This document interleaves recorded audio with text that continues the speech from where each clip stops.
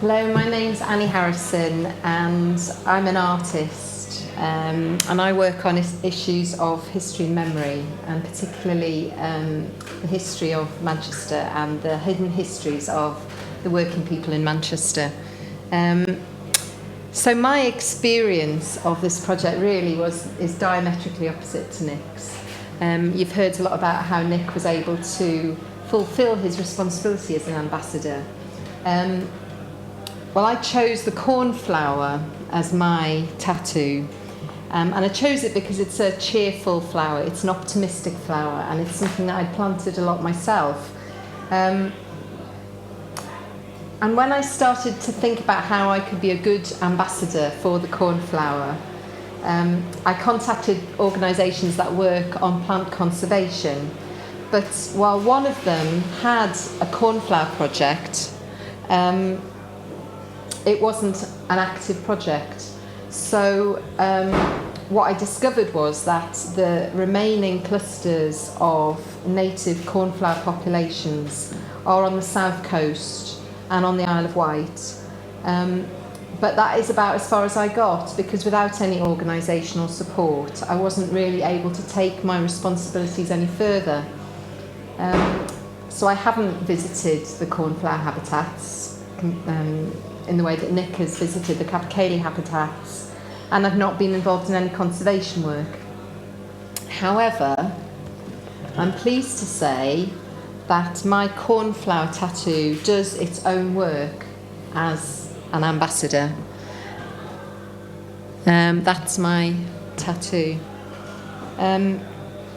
So lots of people notice it and lots of people ask about it, and they're surprised and concerned to hear that the cornflower is an endangered species, because people say, well, I plant it in my garden, I see it in other people's gardens. So it raises a lot of questions about habitat and conservation, what it means for a plant to be extinct or to be endangered.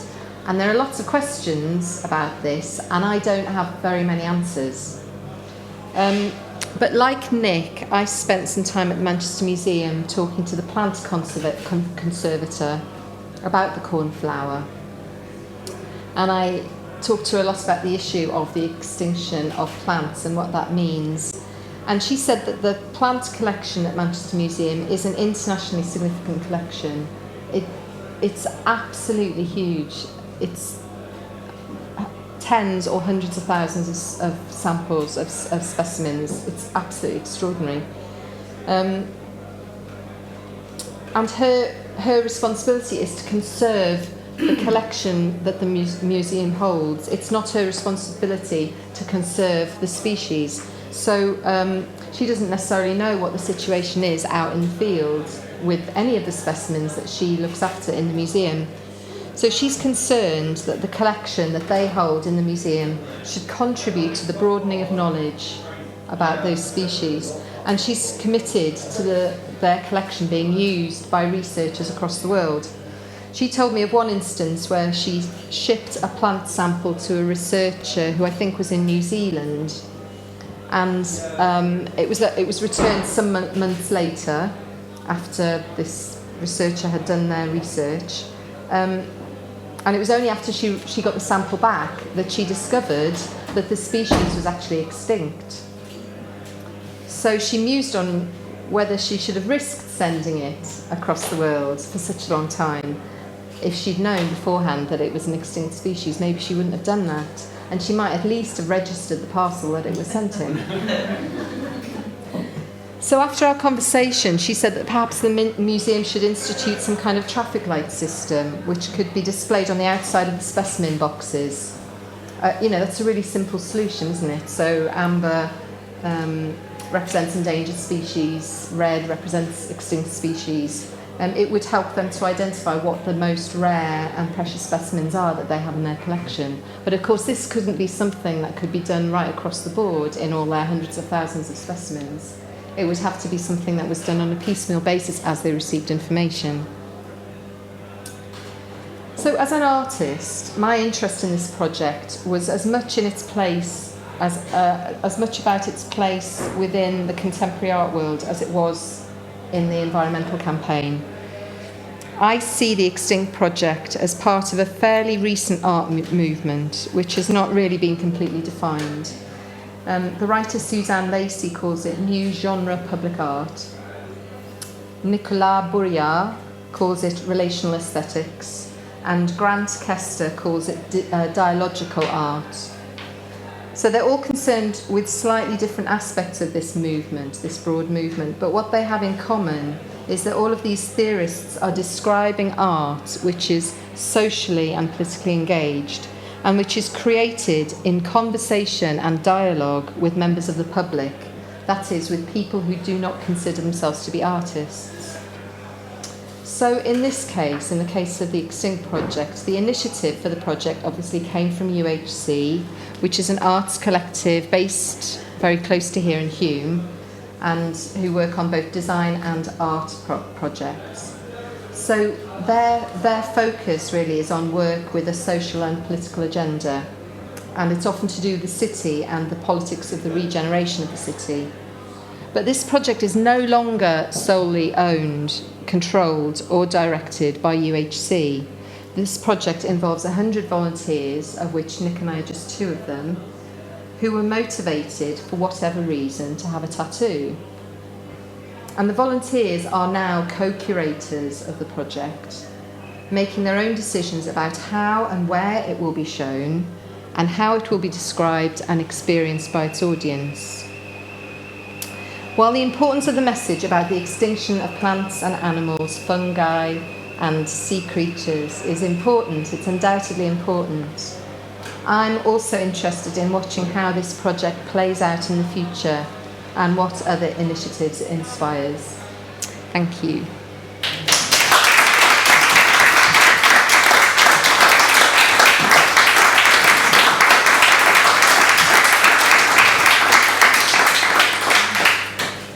Would anybody like to ask Nick or any questions? I've got loads. One at a time. Yes, well, I'll start with an easy one. Thinking about the cornflower. I've been looking at guerrilla gardening. Now, is the cornflower appropriate to guerrilla garden?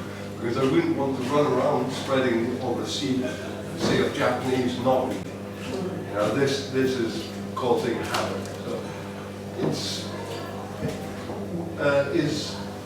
I think you're raising a really interesting problem, because I think it's fine to sow cornflowers. I think it's great to sow cornflowers, and I'd encourage people to sow cornflowers because they're lovely, they're really lovely. But what it does do when people see it in people's gardens is they don't then understand why it's described as an endangered species when you can see it in so many places. And my understanding of the definition of an endangered plant species is to do with colonies of the species that have existed in places since 1986, I think that's the definition. So you look for colonies that have existed since 1986, and then you count them, and then you know whether the population is going up or down. So whether I have them growing for a year or 2 in my garden, or whether you plant them in a hedgerow somewhere, doesn't actually make any difference to their status as an endangered species, because that won't be sustained because the environment isn't right for a long-term colony of cornflowers. That's what I understand. That's as much as I understand, and I don't really understand it more. And I don't know anything about the extinction of plants, animals, or fungi.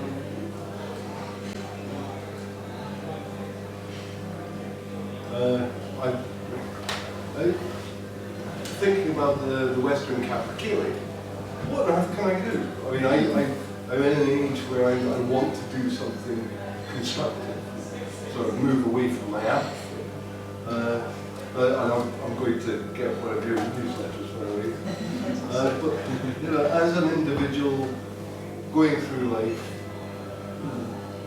how could I really contribute, make a difference in this environmental term? I mean, I think that was a challenge I had in a way, was what difference could I make? And I began by just thinking, if I raise awareness of the situation, you never know who you're speaking to. There might well be somebody in here whose father is a baronet in Scotland who owns huge chunks of forest. You just never know, do you? And I mean, the friends of the Capicola I talked about there, when they sent me information, they said the minimum donation £250 a year.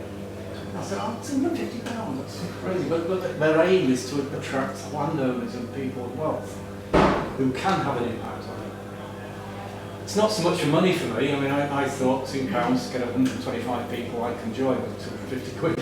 So that was my head. So it's not so much for money. 250 quid, £700, £800, £1,000 isn't going to make any difference at all, as it might pay for Tim Poole to be employed for another day, 2 days. It's not going to make a difference. So it has to be through education, raising awareness, and the bit about going up there and dog management and so on is common sense, but a lot of people don't follow common sense. It's something you can do.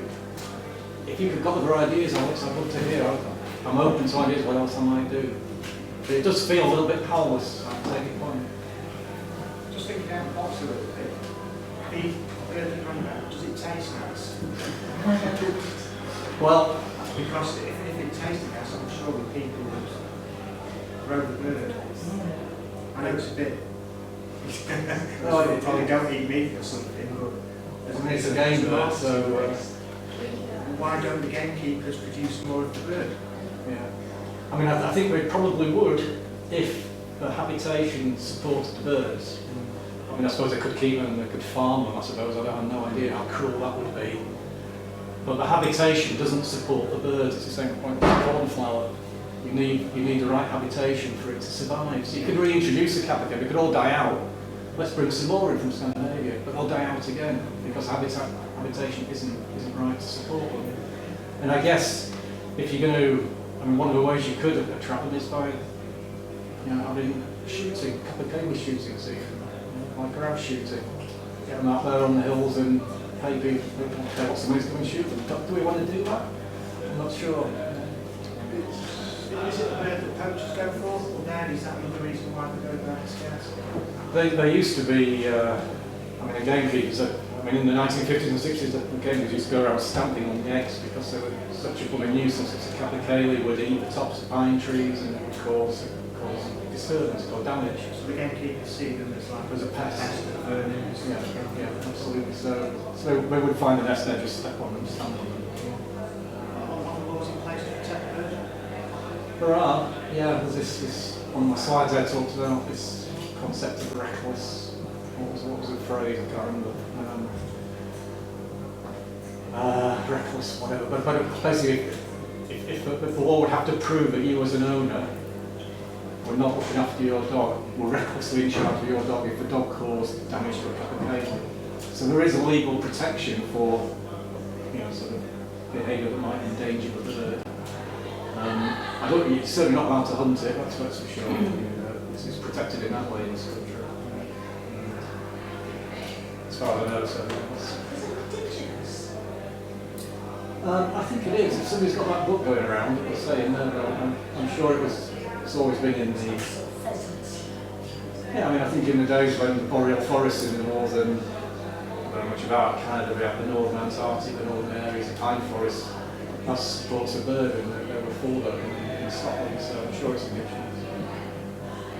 Can I ask you about, as a member of UHC, I get asked about the project quite a lot, and particularly people wanting the tattoo themselves. Kate, we talk about it possibly touring and going to other countries. What would your opinion be on that? Being one of the original 100 ambassadors, would it make a difference to you about how you feel about your tattoo? If someone else got one, or would that just strengthen the cause? Or do you think it should be different species? I'd be really interested. I think I'd be interested in it spreading into other countries, because I think, if a country could come up with its top 100 endangered species, and you could have another 100 ambassadors with another 100 people feeling responsible for an endangered species, I think it would be brilliant if it spread. And I think, I think it's such a clever idea, and it's such an appealing idea. And people like tattoos, but they also like the idea of the project of having something significant, holding the responsibility of something. I suppose one of the things I'm interested in is what will happen when we die? Like when the ambassadors for the endangered species die, what will happen then? And you know, do we want our you know, are we going to be flayed so that our tattoo gets? You know, I just think it's really interesting how that's going to be done. There was one lady, the ambassador for the leatherback turtle. She had in her application stated that she had an agreement with her family members that as she got older, her tattoo would be then replicated onto her son, onto her son's child. I don't know how they feel about that, but it was going to be passed down. You'd get branded. It was going to be passed down generations, and it would maintain throughout. I have to say, Kay, that was. No pressure. No. My answer to your question was, it was actually quite interesting. I feel very proud of my tattoo, but it's my tattoo, and one of the things that sells it to me is it's unique and nobody else has got it. But why shouldn't somebody else have it? It's a good question. I wouldn't want anybody else to have it. That's just instinct. But what I've said is to my children, I was hoping they were going to be here because I was going to make a point of it had it been here, but it's coming to them. I think they can have consent in it. But it's a unique tattoo, because my father was a reason for me getting it. I'd like to think I could pass it on to my son and my daughter. And if the Kappa K was extinct, it would be a memory of the Kappa K. If it isn't extinct, I can carry on with it. Yeah, but surely there's more than 100 extinct species on the planet. Each country will have its own I sort like the idea of the tattoo in the form of publicity that it gives an organisation. There's that discussion before outside. We weren't so sure if the people who have the tattoo would actually take the role of the ambassador seriously. But in my opinion, it's the actual facts. The publicity that you get from doing this, having a tattoo, is something extra to think about. And I think it is something that you could go toward in some countries. There's thousands of extinct species. I think it's a good thing. Personally, it's to do it as many places as you can. I think the one thing that we've really found from the project is that even if people have not necessarily been as active as Nick or Annie or several other ambassadors, just having a conversation with somebody else about, for example, the short-haired bumblebee or the coral necklace being endangered species, people would, like you say, the cornflower, people would never assume that they're endangered species in the UK. But just actually somebody noticing a tattoo and the conversation starting and it raising awareness in that way, even at a conversational level, is quite a powerful thing in itself. And raising that awareness in that way is I think it's a really good idea to tattoo people. it works well. I'd just like to credit the tattoo artists who did it as well. I mean, they were extraordinary. I mean, they worked so hard and they were so kind of committed to the project, weren't they? And they were so, you know, to take a sort of middle-aged lady like me and give her a tattoo. But, you know, they were just gorgeous. They were gorgeous. They were so, the whole experience of the tattoo, while it was excruciatingly painful, was a very lovely experience. We felt very looked after and cherished. You're talking, both of you, about endangered species at a time and place. And the time you were talking about is incredibly recent. Was it 1980?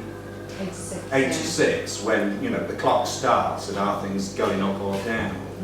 And so, back to the Kappa K, that's actually doing pretty well in great chunks of Siberia and lots of other places. If you look at the human species, which as far as I know, no bigger or better species has come in and said, we'd better make sure that humans aren't sort of wiped out on Easter Island or whatever it happens to be, then we're in our 7th iteration of people in the British Isles, and the first 6 all got wiped out by ice ages and couldn't escape because the land bridge had gone and all the rest of it. So if you look at it from Darwin's perspective, that is generating stuff that's actually important to species filling gaps left by others that have been wiped out.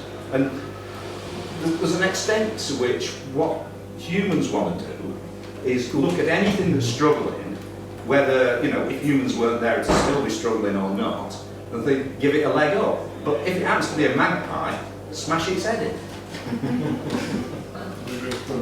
And on that note, I realise it's very warm in here, and I had one more question. What does a cup of curry sound like? And I think the fluffy toy has dealt with that. So I would like, if you put your hands together. Oh, I'm sorry. I don't know if it's important, but I just want to ask Nick, where is his cup of curry on the body? Well, where is it? That's the private viewing bit. I mean, it's Oh, it's perfect. it's on my shoulder. I was going to have you on then, but don't worry. So, lovely, thanks for that. So can we put our hands together for an inspiring talk?